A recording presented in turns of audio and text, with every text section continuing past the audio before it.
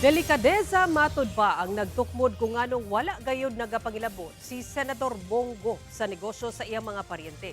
Kini ang pagpaklaro sa Senador human gibaniog nga dunay mga na-award nga proyekto ang DPWH sa iyang mga kabanay.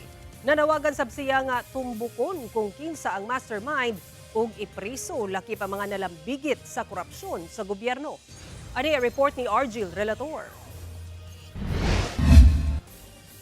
Dihang nigawas ang mga impormasyon labot sa flood control projects sa sumbong sa Pangulo website. Gibaniog nga pipila ka mga proyekto sa Davao City ang na-award sa construction company sa stepbrother ni Senator Christopher Lawrence Bongo. Una na nga gipaklaro sa DPWH 11 nga nakompleto na ang tanang proyekto ug miagi sa saktong proseso sa Bids and Awards Committee ang pagpili sa kontraktor. Si Senator Go nipaklaro nga wala siya nagapangilabot sa negosyo sa iyang mga paryente. Kausamatod pa siya sa mga Pilipino sa pagbatok ug krusada kontra korupsyon. Kaya bala mo, last month, hapit na nila ilihis. Kami pa ni Presidente Duterte gipasanginlan. Sa tinuod lang, I observed delikadesa in my whole life. Kailan ang mga taga Davao sa kuha? Di gina makaduol ng ako mga parinti sa kuha. Namay negosyo ang ato mga parinti. Di man ato na matkalikayan. Pero ang importante, you observe delikadesa sa imong kinabuhi. Ug ako, I observe delikadesa. Hindi po ako nakikialam sa negosyo ng aking kamag-anak. Hangyo niya nga mahimong magbinantayon ang mga Pilipino. Labing importante matud pa nga sayron ang kamatuuran ug tumbukon kung kinsa gayod ang mastermind ug mga nalambigit sa korupsyon sa gobyerno.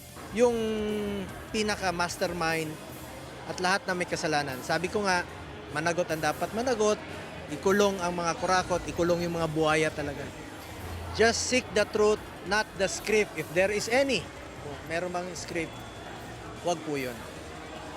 Gisugda na sa mga otoridad ang pagsilbi ug arrest warrant ilazalde ko ug laing 17 pa ka mga individual nga sagad mga opisyal sa DPWH ug Sunwest Construction. Human gianunsyo ni Pangulong Bongbong Marcos niadtong Biyernes nga formal na nga nagpasaka og kaso ang ombudsman ug dunay arrest warrant base sa mga ebidensya nga nakuha sa Independent Commission on Infrastructure ug DPWH. 7 na ang ana sa kustodiya karon sa mga otoridad. Aarestuhin na sila, ihaharap sa korte at pananagutin sa batas. Walang special na pagtrato, walang sinasanto. Ako ang nagsimula nitong lahat. Ako ang magtatapos. Sumala ni DILG Secretary John Vic Rimulya, upat ang anaa karon sa gawas sa nasod. Pangitaon matud pa nila kini bisan asa pa man sa kalibutan. Ang arrest warrant migula mag-usa ka semana human gibulgar ni Zaldico nga si PBBM ang utok sa binilyon nga insertions sa national budget. Ang maong pasangil ni Ko batok sa Pangulo gipanghimakak sa Malacañang.